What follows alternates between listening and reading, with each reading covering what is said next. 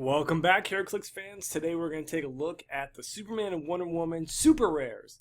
And we've already done the commons, uncommons, and rares. And we're going to get right into the super rares, and let's just get started right now. Alright, so we have Superman, number 49 in the set. 6 range, 1 target, 175. As you see here, we have pretty good stats here. First 3 clicks, 12 movement with sidestep. A couple 12 attacks, then a couple 11, then about 4 attacks of 10, and then 1 click of 9. We've got sidestep, flurry, and then hypersonic, impervious, invulnerabilities, and toughness, and empower in the middle of the dial. All of the stats are pretty solid. We have the odds are against me, which is the outnumber token power, so that's always cool to be able to give, potentially be able to build those up to be able to give yourself extra attacks, which could be very useful. He's a flyer within Dom, and this is the pretty cool power with him. Is Superman can use super strength, and when he does, hits the character with a close combat attack with an attack value of 10 or higher, you may knock back that character the number of squares equal to the attack roll. So if you roll a 10, he gets knocked back 10 squares, which is insane. Ignoring all terrain along the path to destroy all blocking terrain along the path and deal damage to that character damage each time it runs into a wall, maximum of 5 times. So you could do a lot of extra damage this way. It's pretty cool. He doesn't have charge, but you know there's ways to get him into position to when you knock him into stuff, and you have sidestep as well to kind of get into like move and attack. But yeah, it's pretty cool. For 175, I think you have a real nice little brick there that can, if you can roll 10s, oh my goodness, you're going to do some massive, crazy things. It's pretty fun, but it's pretty good. For 175, you get a long dial. And the only downside is you don't have a start-in really good move and attack. Sidestep's nice and all, but like charge, run, shot would have been a lot better. But take it. Sidestep can do some things, and with entities and resources, you might be able to make him a little bit more useful than just the sidestep. But I like him for 175. He's a monster. Krypto, 4 range, 50 points, 4 clicks. Starts off with charge and plasticity. Loyal companion when friendly character named Superman, Superboy, or Supergirl within 8 squares takes damage from an attack after the action is resolved. You may place Krypto in a square adjacent to the attacking character. So basically, they attack your Superboy, Superman, or Supergirl. Krypto comes flying over and locks him down with his plasticity, and then basically is there to try to put a hurt on him. He does have precision strike with an 11 attack, so there's a good chance he's gonna hit him for at least 1 damage. Ignoring shape change. He can basically get through anything. He ignores your shape change. He's got precision strike, so he can get through any damage reducers and super senses. He basically is doing good. I mean, he's gonna, he's not a very long dial, but he can get through anyone's dial. Really, I mean, he can ping anyone's dial, which is not bad. And then with the Superman combo, if Superman, you basically lock him down. You just lock him down, which is pretty fun. Yeah, that's pretty cool. Our Wraft, let's see, police, 5 range, 175, 100. Run just like a blast.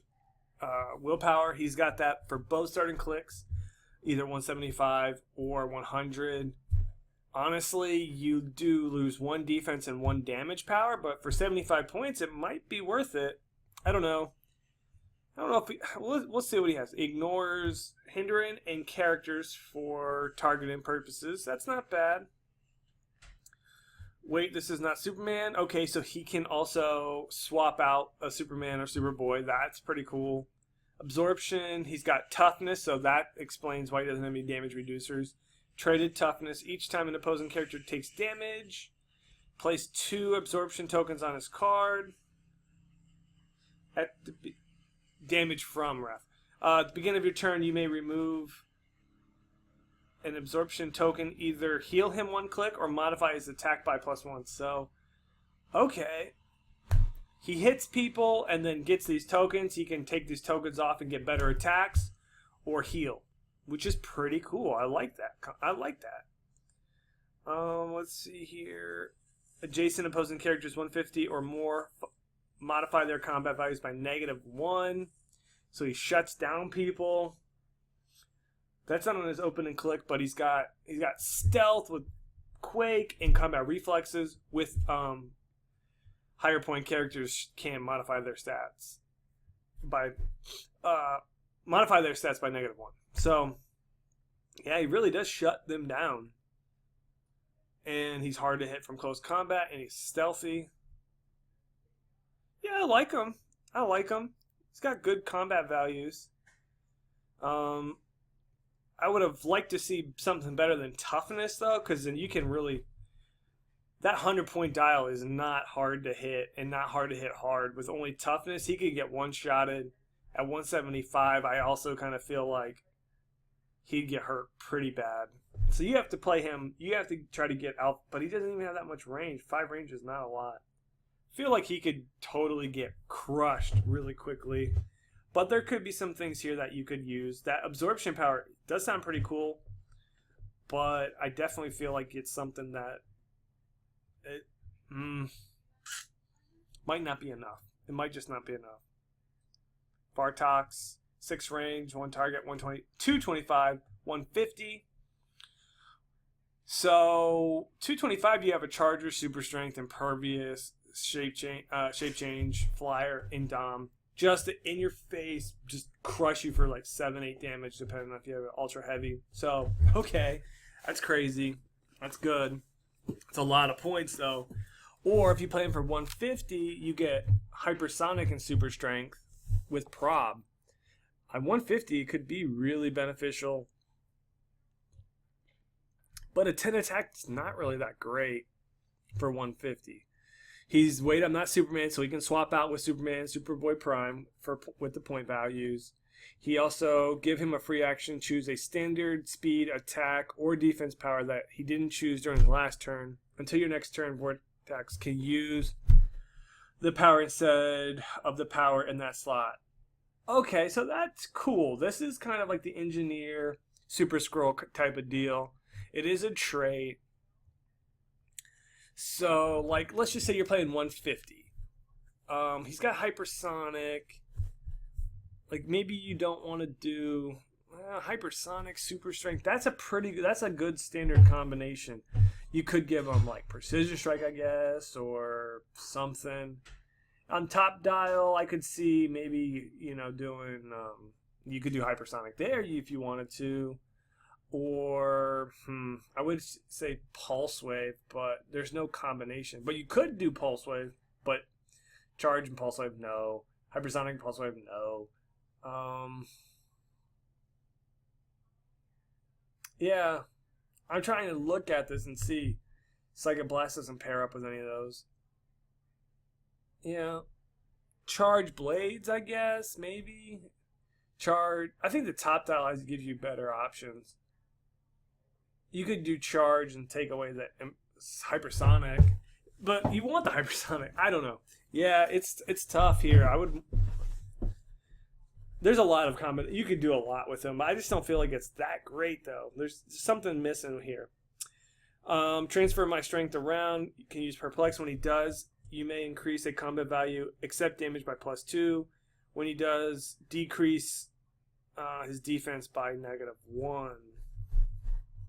He's already got a low defense at that point of the game. However, you can give him like plus to attack, which would then be really crazy good, which could give him like a 13 attack on click 6 or 12 attack on click 5, which could be really nice. That's really cool. But you wouldn't really want to push to take that. It's interesting. There's something there, but I feel like he's missing something. Supergirl. Now, she's not missing anything here. 7 range, Superman team ability, single target, 190. Kind of expensive though. Odds against me, so she has the outnumbered power, so she can build up these tokens and then turn them into additional attacks. Superman, when Supergirl is the only character on your force, modify her combat values by +1. That's pretty strong. That's really strong. Sidestep, improved movement, ignores destroyed block as she goes through. Okay, so she can destroy blocking terrain as she moves through it. It's not bad. But that's at the end of her dial, which you're probably, that's good to get away and try to stay alive, but it's not something you're probably hoping for, especially not her top dial. She starts off with give her a free action, remove one outnumbered token from this card, modify her speed by +3.